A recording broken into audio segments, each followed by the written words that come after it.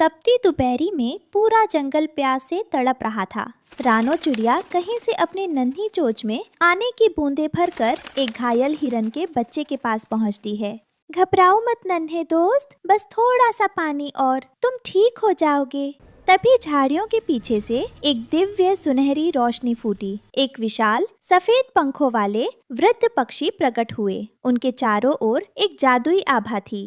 रानो, इस सूखे में जहाँ सब अपनी जान बचा रहे हैं, तुम दूसरों की सेवा कर रही हो। तुम्हारी निस्वार्थ भावना ने मुझे स्वर्ग से नीचे आने पर मजबूर कर दिया। ये लो, अमृत बीज। इसे बोओगी तो तुम्हें वो मिलेगा जो आज तक किसी पक्षी के पास नहीं था। अमृत बीज? पर बाबा, मुझे कोई खजाना नहीं चाहिए। मुझे तो बस एक ऐसा घोंसला चाहिए जो आने वाले तूफानों को झेल सके। बेटी, ये बीज साधारण नहीं है। ये तुम्हारी भावनाओं का दर्पण बनेगा। जैसा तुम्हारा मन होगा वैसा ही ये घर व्यवहार करेगा। जाओ, अपनी और इस जंगल की दुनिया बदलो। अगली सुबह जैसे ही सूरज की पहली किरण रानो द्वारा बोए गए बीज पर पड़ी, जमीन फटने लगी। देखते ही देखते एक विशाल काय पेड़ आसमान छूने लगा। उसके पत्ते हरे मखमल की तरह कोमल थे और डालियों पर लटके थे विशाल चमकते हुए सुनहरे केले। ओए होए रानो, ये क्या अजूबा है? ये केले हैं या कुबेर का खजाना? कहीं मैं सपना तो नहीं देख रहा। मिट्ठू, अपनी चोंच बंद करो। देखो तो सही, इन केलों से कितनी सौंधी और मीठी खुशबू आ रही है, जैसे पूरा जंगल महक उठा हो। दोस्तों, ये जादुई केले हैं। बाबा ने कहा था ये घर मेरी भावनाओं से चलेगा। मैं इन्हीं से अपना महल बनाऊंगी। टुनटुनी, क्या तुम मेरा साथ दोगी? क्यों नहीं रानो, आज हम मिलकर ऐसा घर बनाएंगे कि इंद्रलोक की अप्सराएं भी देख में आए। जैसे ही रानो ने एक सुनहरे केले को छुआ, वो रुई जैसा हल्का हो गया। देखो, जैसे ही मैं इन्हें जोड़ती हूँ, ये अपने आप मजबूत दीवार बन जाते हैं। टुनटुनी, ऊपर की छत को गुंबद जैसा आकार दे। बिल्कुल। और देखो, दीवारों के बीच से सूरज की रोशनी छनकर आ रही है, पर गर्मी बिल्कुल नहीं लग रही। और ये खिड़कियाँ, इनमें से तो चंदन जैसी ठंडी हवा आ रही है। रानो, ये तो किसी राजा का महल लग रहा है। दूर एक पुराने बरगद के पेड़ पर कालू कौवा और जग्गू बंदर ये सब देख रहे थे। उनके मन में लालच की लहरें उठ रही थी। देख जग्गू, उस नन्ही सी रानो के पास इतना धन। उन सुनहरे केलों को अगर हम बेच दें तो जिंदगी भर कुछ करने की जरूरत नहीं पड़ेगी। सही पकड़े हो कालू भाई। सुना है रानो ने अंदर अनाज का गोदाम भी बनाया है। रात को जब वो गहरी नींद में होगी, हम धावा बोलेंगे और सब लूट लेंगे। रात के सन्नाटे में कालू और जग्गू दबे पांव घर के दरवाजे तक पहुँचे। रानो अंदर आराम से सो रही थी। धीरे कालू, फर्श तो हीरे की तरह चमक रहा है, संभल के कदम रखना। डरपोक कहीं के। देख, वो रहा अनाज का सुनहरा टोकरा। बस एक झपट्टा और। जैसे ही कालू ने अपना पैर फर्श पर रखा, घर को एहसास हो गया कि कोई बुरी नीयत वाला अंदर आया है। अचानक फर्श किसी तरल शहद की तरह पिघलने लगा और कांच से भी ज्यादा चिकना हो गया। अरे अरे, ये क्या? मेरी टांगे किधर जा रही हैं? बचाओ! कालू के पैर हवा में लहराए और वो धड़ाम से सीधे दीवार से जा टकराया। दीवार रबर की तरह लचीली हो गई और उसने कालू को वापस फर्श पर उछाल दिया। कालू भाई, तुम तो नाच रहे हो। रुको, मैं तुम्हें पकड़ता।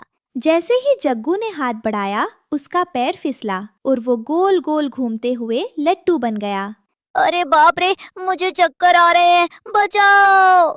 जग्गू फिसलते हुए सीधा दरवाजे से बाहर कीचड़ के ढेर में जा गिरा। मैं इतनी आसानी से हार नहीं मानूंगा। कालू फिर से अंदर की ओर झपटा, लेकिन इस बार फर्श किसी स्केटिंग बोर्ड की तरह तेज चलने लगा और कालू को सीधा हवा में उछालकर कटीली झाड़ियों में फेंक दिया। ये घर है या कोई सर्कस की फिसलन पट्टी? मेरी तो हड्डियां झटक गई।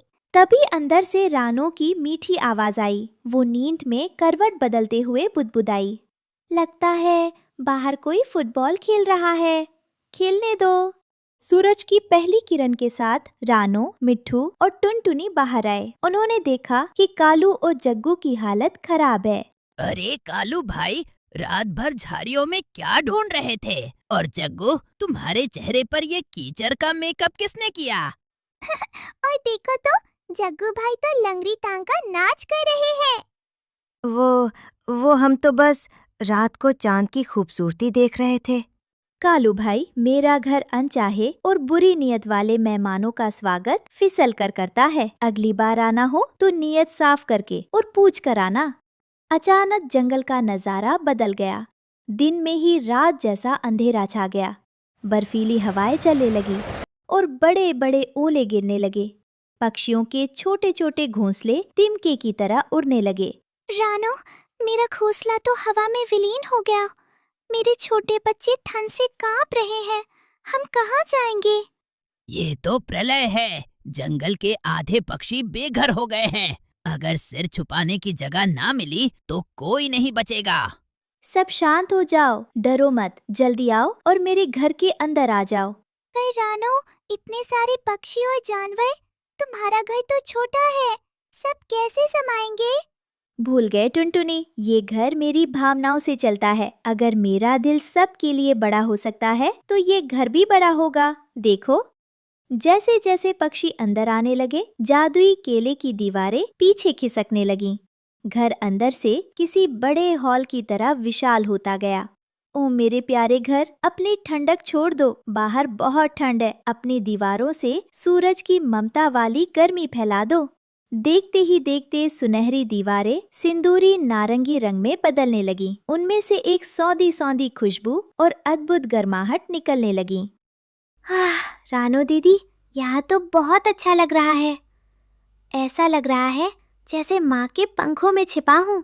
बाहर कालू और जग्गू एक टूटे हुए पेड़ के नीचे ठिठुर रहे थे। उनकी हालत देख रानो का दिल भर आया।